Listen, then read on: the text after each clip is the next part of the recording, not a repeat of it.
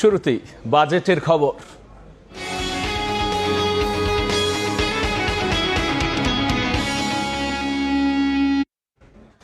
আর কিছুক্ষণ পরেই উত্থাপন করা হবে 2024-25 অর্থ বছরের বাজেট।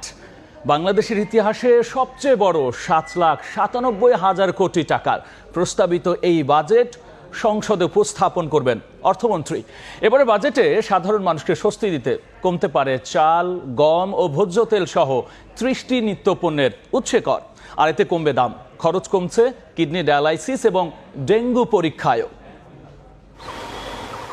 থাকার জন্য একটি বাড়ি বানানোর স্বপ্ন দেখছেন? তাহলে শুনুন, আপনার স্বপ্ন পূরণে বাধা হতে পারে ভ্যাটের খরচ। কারণ প্রস্তাবিত বাজেটে 1000 পিস ইটের ভ্যাট 450 টাকা থেকে বাড়িয়ে 500 টাকা করা হচ্ছে। সে হিসেবে প্রতিটি ইটে খরচ বাড়বে 5 পয়সা।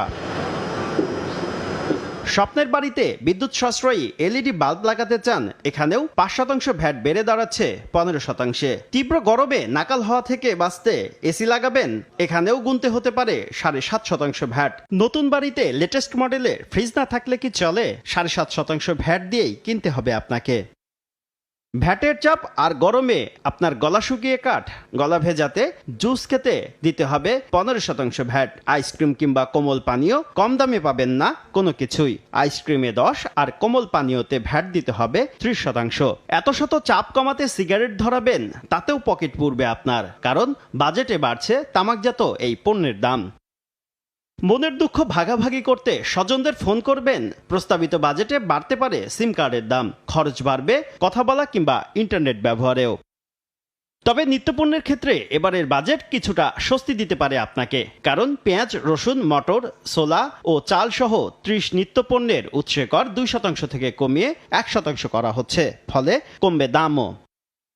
এই খুশিতে গুঁড়া দুধ দিয়ে 1 কাপ চা খেয়ে চাঙ্গা হতে পারেন আপনি, কারণ 2.5 কেজি ওজন পর্যন্ত গুঁড়া দুধের ওপর কর হার 89.32% থেকে কমিয়ে 58.6% করার প্রস্তাব আসছে। শুধু তাই নয়, দাম কমতে পারে দেশীয় মোটরসাইকেলের। ল্যাপটপ আমদানিতে কর হার 31% থেকে কমিয়ে 20% করা হতে পারে। ডেঙ্গুর চিকিৎসা ব্যয় কমাতে কিট আমদানিতে দেয়া হচ্ছে রেয়াতি সুবিধা। কিডনি ডায়ালাইসিসে ব্যবহৃত ফিল্টার ও সার্কিট আমদানির শুল্ক 10% থেকে কমিয়ে 1% করা হচ্ছে। এ কারণে ডায়ালাইসিস খরচ কমতে পারে। শুভ খান, সময় সংবাদ, ঢাকা। 4 দশক ধরে আপনার ফাইন্যান্সিয়াল পার্টনার আইডিএলসি।